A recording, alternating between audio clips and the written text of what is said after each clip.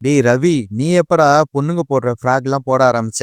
அப்படின்னு நம்ம ஸ்ருதி ரவி கிட்ட கேட்ட உடனே, ஏய் இது என்னதில்ல நீத்தோடதுன்னு நெனைக்கிறேன் அப்படின்னு சொன்னேன். இப்பதான்டா எனக்கு உண்மையே புரியுது. ஏன்டா நீத்தோட ட்ரெஸ் எப்புட்றா உன் பேக்ல வந்துச்சு? அப்படின்னு நம்ம ஸ்ருதி கேட்ட உடனே, ஏய் ஸ்ருதி, என்னைய சந்தேகப்படுறியா?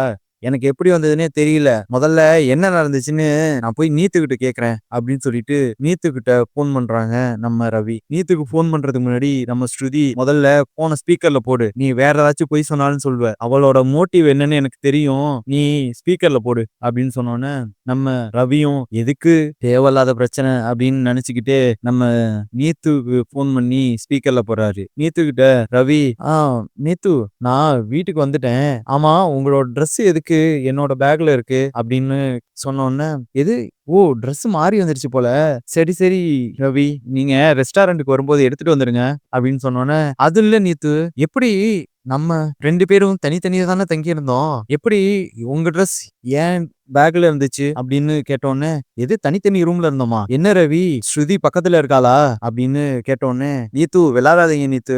நம்ம 2 பேரும் தனித்தனி ரூம்ல தானே இருந்தோம். எப்படி உங்க ட்ரெஸ் என் பேக்ல வந்துச்சு? முதல்ல அதுக்கு சொல்லுங்க. தேவையில்லாம இந்த நக்கல் பண்ற வேலைலாம் வச்சுக்காதீங்க அப்படின்னு சொன்னோன்னே, நம்ம ஸ்ருதி இருந்துகிட்டு, நீத்து என்னை வெறுப்பேத்தணும்னு நீங்க தேவையில்லாம பண்ணிக்கிட்டு இருக்கீங்க அப்படின்னு சொன்னோன்னே, ஓ நீங்களும் பக்கத்துல தான் இருக்கீங்களா? ரவி, நான் சும்மா ஃபன்னுக்கு தான் பண்ணேன் அப்படின்னு சொல்லிட்டு வச்சிடுறாங்க. உடனே ஸ்ருதி இருந்துகிட்டு, ஏய் உண்மையை சொல்றா, நீங்க 2 பேரும் தனித்தனி ரூம்ல தானே இருந்தீங்க.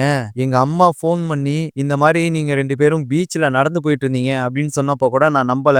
அவங்க கிட்ட உன்னைய டிஃபன் பண்ணி தான் பேசியிருந்தேன். ரவி அந்த மாதிரிலாம் ஆள் கிடையாது. அப்படியே பீச்ல நடந்து போனாலும் எனக்கு அவன் மேல நம்பிக்கை இருக்கு. அவன் கூட யாரு இருந்தா என்ன அப்படின்னு தான் சொன்னேன். நான் இப்போ வரைக்கும் உன் மேல சந்தேகப்படல. ஆனா நீ இப்ப ஒவ்வொரு பொய்யா சொல்லிட்டு இருக்க. உண்மையை சொல்லு, நீங்க 2 பேரும் தனித்தனி ரூம்ல தானே இருந்தீங்க அப்படின்னு கேட்டோன்னே, ரவி வந்துட்டு, ஏய் ஸ்ருதி, சத்தியமா நாங்க 2 பேரும் தனித்தனி ரூம்ல தான் இருந்தோம். நீ எப்படி என்னைய சந்தேகப்படலாம் அப்படின்னோன்னே, எனக்கு உன் மேலலாம் சந்தேகம் இல்லடா. அந்த நீத்து இருக்கால்ல, அவ எப்போதுமே இந்த மாதிரி தான் பண்ணிட்டு இருக்கா. உனக்கு இன்னும் நிறைய விஷயத்த நான் உண்மையை சொல்லவே இல்ல. அவ என்னென்ன வேலை பார்த்திருக்கா தெரியுமா அப்படின்னு சொல்லிட்டு அந்த ரெஸ்டாரண்ட்ல நடந்த கதை எல்லாத்தையுமே சொல்றாங்க நம்ம ஸ்ருதி. உடனே ரவி கோவமா, இவ்வளவு நடந்திருக்கு, ஏன் ஸ்ருதி என்கிட்ட மறைச்ச அப்படின்னோன்னு, அத சொன்னா மட்டும் நீ என்ன அந்த ரெஸ்டாரண்ட் விட்டு வெளியே வரப்போற, ஏதோ நான் நீத்து மேல இருக்க கோவத்துல பேசுற மாதிரி உனக்கு இருக்கும். ஆனா உண்மையாவே இதான் நடந்துச்சு அப்படின்னோன்னு, ரவியும் சத்தியமா எனக்கு இந்த விஷயம்லாம் தெரியவே தெரியாது ஸ்ருதி. அதுவும் இல்லாம நீத்து என்கிட்ட ஒரு நல்ல ஃப்ரெண்டா தான் பேசியிருந்தாங்க.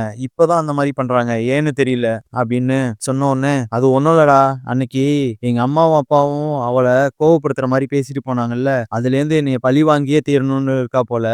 சரி நீ இந்த விஷயத்த ஃப்ரீயா விடு, நானே பாத்துக்கிறேன் அப்படின்னு சொல்றாங்க நம்ம ஸ்ருதி. நம்ம ஸ்ருதி நீத்து கிட்ட நேரா போய் பார்த்து, நீத்து, இந்த மாதிரி வேலையெல்லாம் நீ ஏன் புருஷன்கிட்ட வச்சுக்காத. என்னோட ரவிய பத்தி எனக்கு தெரியும். நான் அவன் மேல சந்தேகப்பட்டு அவனை விட்டு வந்துருவேன்னு நினைச்சியா?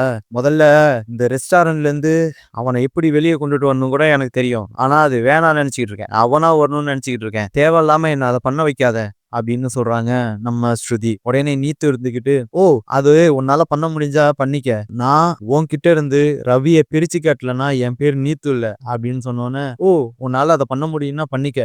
ரவி இன்னும் எவ்வளவு நாள் ஆனாலும் என்ன பிரச்சனை வந்தாலும் என்னை விட்டே கொடுக்க மாட்டான் அப்படின்னு சொல்லிட்டு ஸ்ருதி வந்துடுறாங்க.